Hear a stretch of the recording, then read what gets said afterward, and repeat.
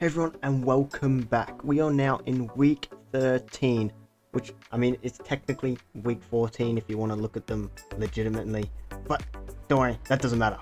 What is important though is that iRacing has now released a 2025 Season 1 build into this week's racing. This means the new cars can now be bought and driven, the tyre models on the prototypes have changed, and the debris physics has now been implemented. So today I'm going to be racing the all new rookie car, the BMW M2 CS Racing car. Now if you do go on to enjoy the video, make sure you go down below and smack that subscribe button. I'm aiming to hit 500 by the end of the year, and it's only possible with your support. But now without further ado, let's head to the grid to test out this new car and see what it's really like to race. So here we are on the grid, the lights are up and we are getting ready to get underway, and this is the first thing to take notice of these cars is that they are a standing start, but they're not as bad as you think they might be, as look at that, we all get away nice and clean. I've qualified P11, which isn't too bad considering the strength of field is 2.6k and I'm only 1.8, but through practice I have found myself with pretty decent pace. But now we head into the second corner here and there's carnage, cars everywhere. We make a bit of contact car on the outside, almost losing our rear end, but we managed to hold it, losing 2 places there, but overall gaining 3 from where we started. But straight away the carnage is being revealed in this series, but it may just be the track rather than the cars as we head into the tight left-hander here. And straight away I'm noticing the brakes, you really need to trail, but at the same time steering is near impossible while the brakes are applied, so you've got to be very careful of that. But now here is a replay then of what happened. He gets tagged behind, then tags the car in front and just loses it and has nowhere to go, collecting 3-4 other cars. But now onto lap 4 and we are still in P7. But oh, there's a car off to the right there. He almost flips it. Oh my goodness, on the gravel there, almost completely rolling the car. I did not see that one coming.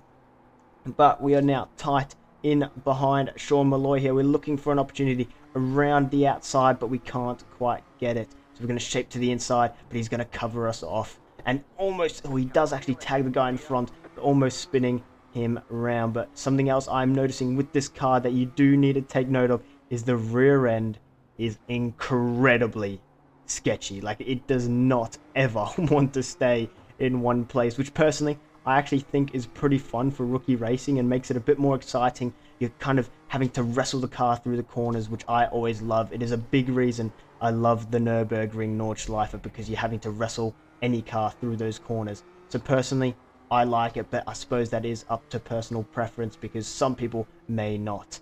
And what I said to a friend of mine, a good comparison is to the Ferrari GT3 car. That also has a very twitchy rear end, and it is similar, except I think this car with less power is still somehow worse on the rear. But that is something to take notice of when racing this series.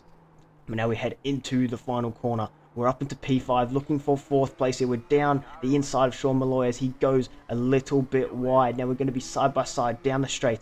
We should get the better of him into T1, but it is not a heavy braking zone, so he might be able to hold it around the outside here as we brake a little bit and head into the corner. But no, he has to sit behind us as we trail deep into the corner, but we run it a little bit wide, picking up an off track, but we're going to be able to come just across his nose and prevent him from getting back through. So we're now up into P4 and possibly a podium in sight. But now here is a replay then of our overtake on Sean Malloy.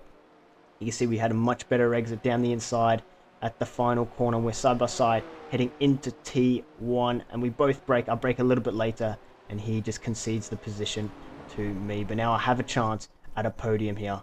Can I go and take that opportunity, or am I going to throw it away like I usually do? But so far I am enjoying this racing. These cars are so fun to race, in my opinion, so far, as we head onto lap 6 and we are still sitting P4, but we run it a little bit deep as Sean sends it. Absolute dive bomb from cars back, and he is taking the place back. We have dropped down to P5. We did take an off track there, but oh my, that was an absolute dive bomb and a half. But honestly, I respect it. It's an unranked race. It doesn't matter what happens. This is where you go for those moves. This is when you pick up your clips on those moves. But you can see there the rear end almost snapping out on me there as we head around that corner. But now we're into the top corner here, and you can see on the outside there all the gravel that's on the track. That is part of the new Season 1 2025 build, and it is something that is going to change the way iRacing goes for a long time now, changing how the car handles on gravel and how it drags it across the track as we head a little bit too deep now. So now we just got to focus on Malloy up ahead. We are sitting P5, which is very, very good indeed. But then later on in the lap, we're now lap 7. We're still sitting P5, but the car's gone. He's lost the rear end on his way up the hill. And that is us into, well, oh no, sorry, it was a back marker. I thought it was someone we were racing, but it was only a back marker. So we're still sitting P5, sadly. But that is a top 5 position. But I'm just a bit worried about Austin far behind. 5.8k I rating, and he is closing in on us at a rate of knots. But we are also closing in on Malloy in front. I definitely feel quicker than him, but can we get the move done? That is the big question, as we've got a much better run out of that corner, and we're in his slipstream here. But then again, that is something else I've noticed. The slipstream is not very strong in these cars at all. So you've really got to make the most of it on the track, in the corners, and on your entries and exits to make the most onto a straight. But you can see he's messed it up slightly. So we're going to be right on him here. He's braking mid-corner, which has allowed me to close right in on him. Are we going to be able to get the move here? He goes very defensive. So we switch to the outside, but we cannot get the move done just yet. But he goes a little bit deep, so we're going to look for the opening, but it's not quite there. So we just have to sit behind for a touch longer. But that is allowing Austin Farr to close in further and further as I go to give him a little dummy to the inside there. But it hasn't quite worked out, as Farr is now down there inside, and I'm going to have to give him the room. I maybe could have just cut across his nose there, but I have to give him the room. But he is going to end up backing out into this corner here.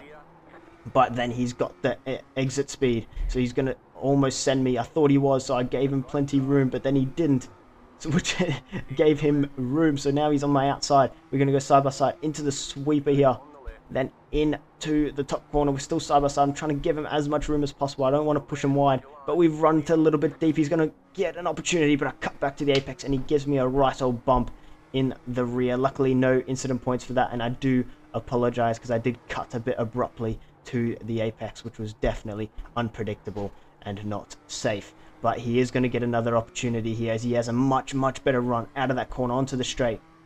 He's going to pull into the slipstream, which is very weak but still has some effect, and then he's going to shape to the inside.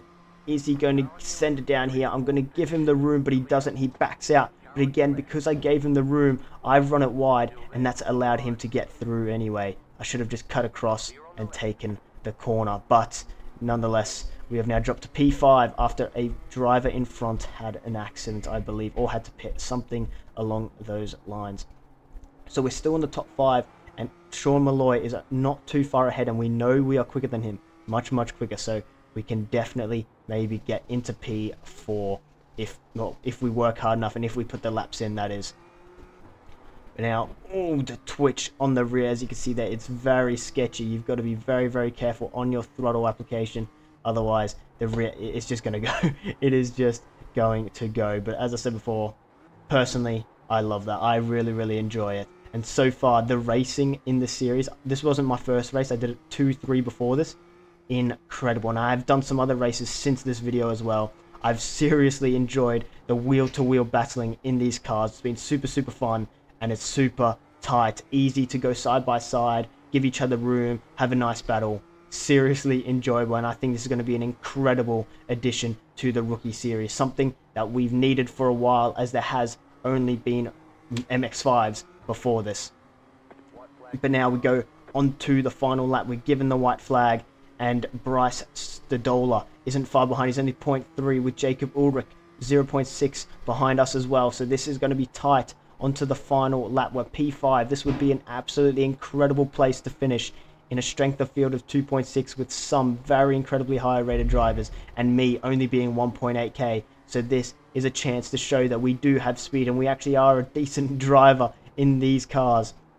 As we head into the hairpin and then back up the hill, the cars behind us side by side, so this must give me an opportunity to pull away now. Surely this means I can just pull off into the distance, but into the corner we get dived down the inside by Bryce, and then we get squeezed to the outside. We have nowhere to go, and we end up turning him.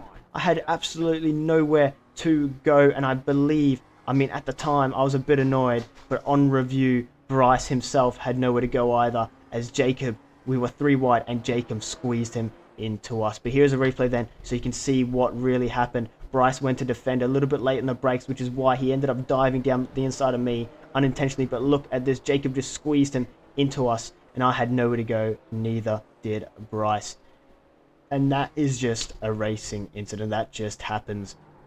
But I am going to have to settle for P6, although we did get a turbo run here, so if we had another lap, we may have lost some more positions. But Forest Island did have to just accept that he wasn't going to get past me on this final straight. But what a race that was.